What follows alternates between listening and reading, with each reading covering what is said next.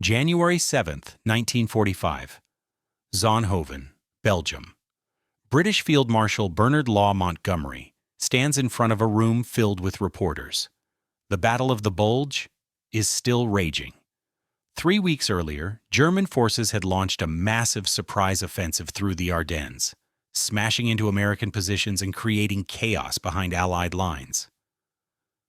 Montgomery is about to hold a press conference.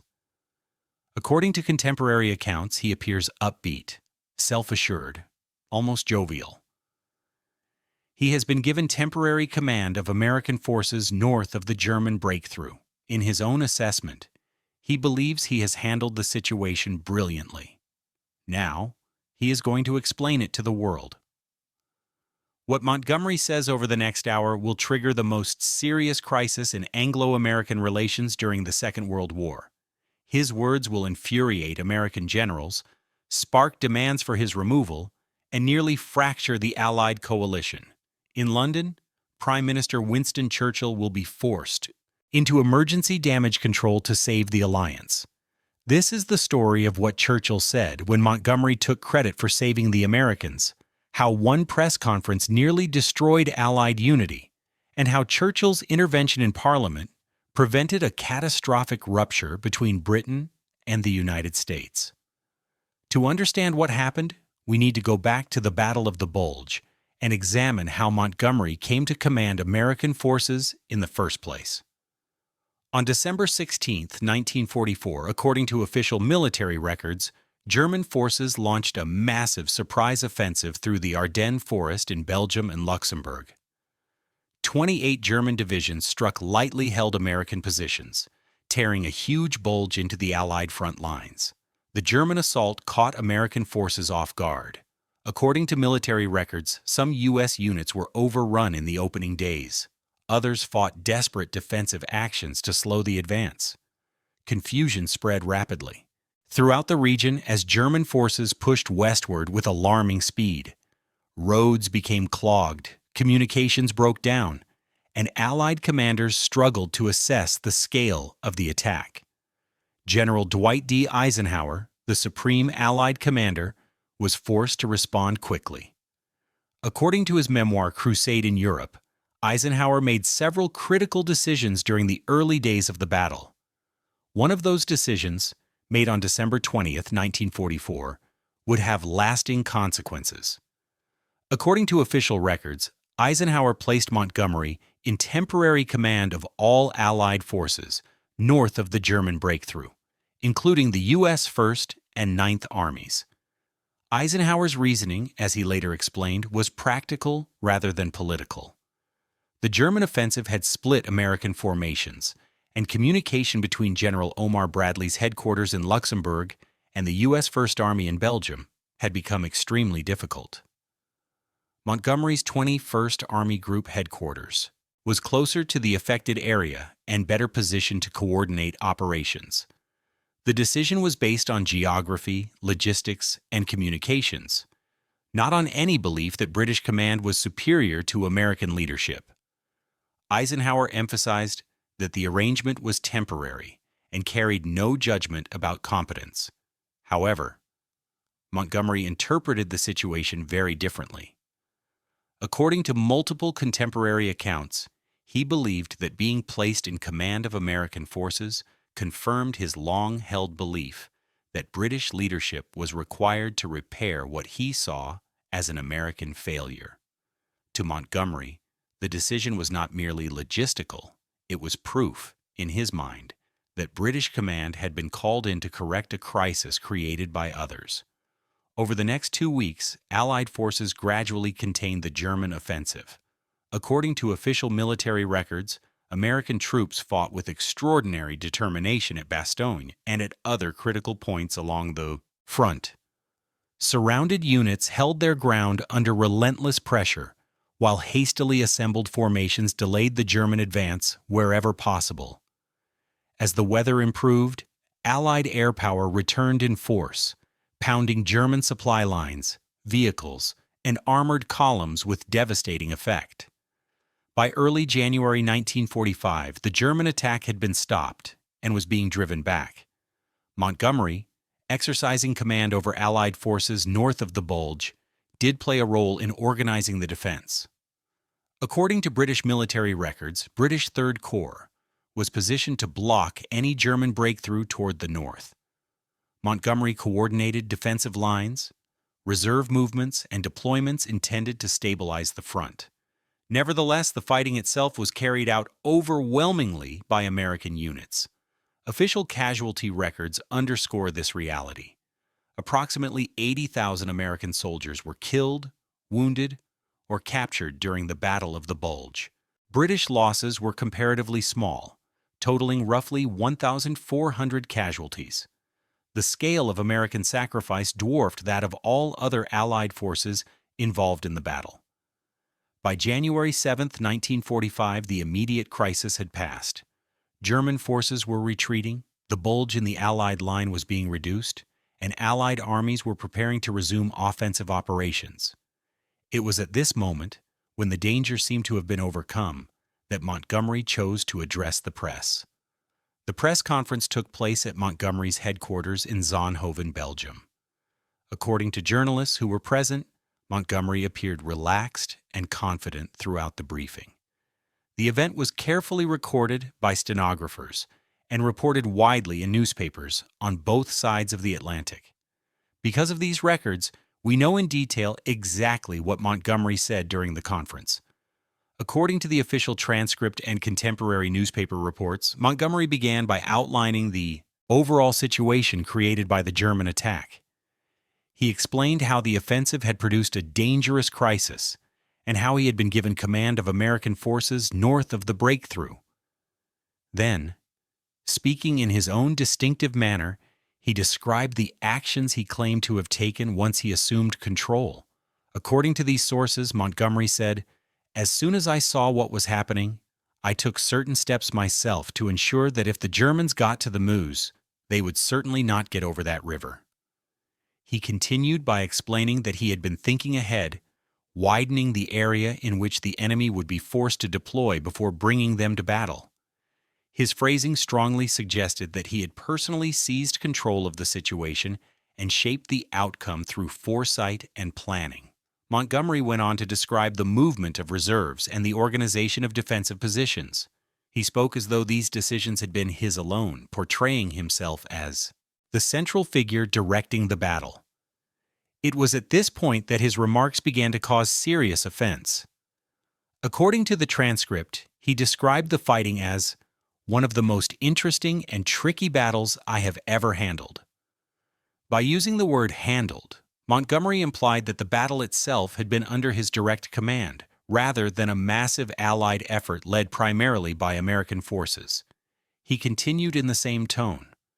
According to press reports, Montgomery stated, "The first thing I did was to get the battle area tidy, to clear up the mess." He explained that he had regrouped American and British forces and only then had been able to clearly understand what was happening. The phrase "clear up the mess" was deeply offensive to American commanders. It implied that U.S. forces had been disorganized and ineffective until Montgomery arrived to impose order, ignoring the desperate and often heroic resistance American units had mounted against overwhelming odds. Montgomery attempted to soften his remarks by praising American soldiers, but his wording only intensified the damage. According to contemporary accounts, he said, "The GIs make great fighting men, given the proper leadership." While intended as praise, the statement suggested that American soldiers were effective only when provided with correct leadership, an implication many interpreted as a direct claim that British command had been necessary to save the situation. Montgomery concluded by expressing admiration for American troops. He stated that he had great respect for the American soldier and that he never wished to fight alongside better men. However, by this point, the damage was already done. His compliments came only after he had publicly claimed credit for stabilizing and directing what was, in reality, the largest and bloodiest American battle of the war. The press conference quickly became a public relations disaster. British newspapers carried headlines that emphasized Montgomery's role and highlighted British leadership in the battle. In the United States, the reaction was swift and furious. American generals were outraged when they read accounts of Montgomery's remarks. General Omar Bradley, commander of the 12th Army Group, was particularly angered. In his memoir, A Soldier's Story, Bradley later wrote that Montgomery's statement struck him as both deeply insulting and a serious distortion of what had actually occurred. Bradley's anger went beyond words. According to his own account, he was so incensed by Montgomery's claims that he telephoned Eisenhower and issued an extraordinary ultimatum. Bradley told Eisenhower that if Montgomery was not immediately removed from command of American forces, he would resign. Such a resignation would have triggered a major crisis. Bradley was one of Eisenhower's most trusted and capable commanders, and losing him at that moment would have been disastrous. General George S. Patton was equally furious. In his diary entry dated January 8th, Patton recorded his rage at Montgomery's press conference. He accused Montgomery of attempting to steal credit for an American battle and dismissed British involvement in the fighting as minimal. To Patton, Montgomery's comments were not only arrogant, but also dishonest. American newspapers echoed this outrage. Military correspondents and editorial writers sharply criticized Montgomery's statements, describing them as inaccurate, condescending, and harmful to Allied unity. The controversy soon spread beyond the battlefield. According to official records, the U.S. War Department began receiving protests from members of Congress and from the American public. Some politicians openly demanded that American forces be removed from British command altogether. Eisenhower now faced an almost impossible dilemma. According to his memoir, he found himself trapped between his British and American subordinates. Publicly, contradicting Montgomery risked creating a serious rift with Britain. Remaining silent, however, threatened to provoke open rebellion among American commanders. The situation placed enormous strain on the Allied command structure. In London, Prime Minister Winston Churchill learned of the crisis within days. According to several accounts, he immediately grasped how dangerous the situation had become. Britain's success in the war depended on close cooperation with the United States, and Montgomery's ego now threatened that vital relationship.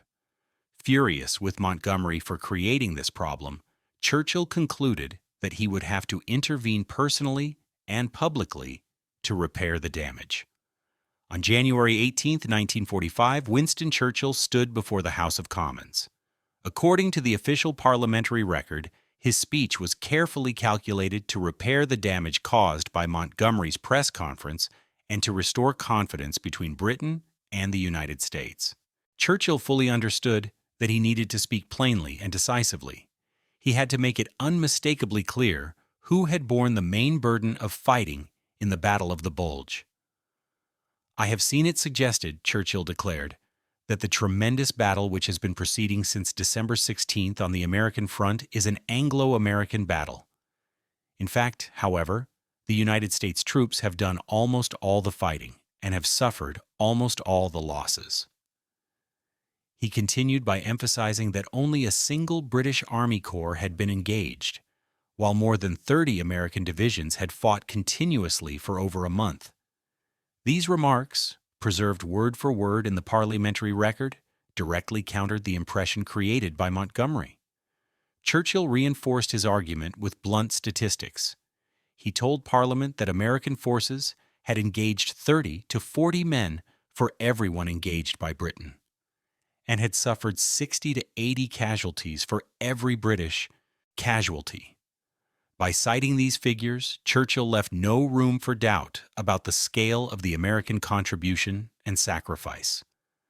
Without naming Montgomery directly, Churchill delivered a clear rebuke. "Care must be taken in telling our proud tale," he warned, "not to claim for the British Army an undue share of what is undoubtedly the greatest American battle of the war and will, I believe, be regarded as an ever-famous American victory." The message was unmistakable. British claims had gone too far and needed to be corrected. Churchill then turned his attention to General Dwight D. Eisenhower. He rejected any suggestion that the Supreme Allied commander had been overruled, or that his judgment had been questioned. On the contrary, Churchill praised Eisenhower's leadership, stating that the battle had been conducted with great skill and determination. He urged Parliament not to be distracted by what he called the chatter of mischief-makers, while events of such importance were being decided by force of arms. The speech was reported widely in both British and American newspapers. According to contemporary accounts, American reactions were largely positive, and Churchill's words helped calm the crisis. The alliance held, but the damage caused by Montgomery's press conference was never entirely erased. American commanders never fully trusted Montgomery again. General Bradley later wrote that the Belgian press conference convinced him Montgomery was not only personally arrogant, but also a danger to Allied unity. Patton, writing after Churchill's speech, noted that Churchill had tried to repair what Montgomery had broken, but that the Americans would not forget the incident. Even Eisenhower, who worked hard to maintain good relations with Montgomery, found the episode deeply frustrating. In his memoir, he described Montgomery's press conference as an unnecessary complication at a critical moment. Field Marshal Alan Brooke, Montgomery's superior and longtime supporter, was also critical. In his diary entry dated January 10, 1945, Brooke wrote that Montgomery's press conference had been a mistake and that he should never have claimed so much credit. Montgomery himself never fully accepted responsibility. In his memoirs published in 1958, he insisted that his words had been misunderstood and that he had intended only to praise American soldiers. He argued that the controversy had been exaggerated by overly sensitive Americans. This response demonstrated that Montgomery never truly grasped the damage he had caused or why his remarks had been so offensive. Churchill's intervention in Parliament on January 18th, 1945, amounted to emergency damage control. According to historical analysis, without his speech explicitly crediting American forces and reaffirming Eisenhower's authority, the alliance might have suffered lasting damage. Churchill understood what Montgomery did. Not that the Anglo-American partnership depended on mutual respect, and that any suggestion of British superiority over American leadership would poison that relationship. What Churchill said when Montgomery took credit for saving the Americans remains preserved in the historical record. His words were a direct rebuttal of Montgomery's claims, an acknowledgement of American sacrifice, and a deliberate effort to preserve Allied unity. Churchill chose the alliance over the ego of his field marshal. By speaking the truth with clarity and restraint, he prevented a dangerous rupture at a decisive moment in the war.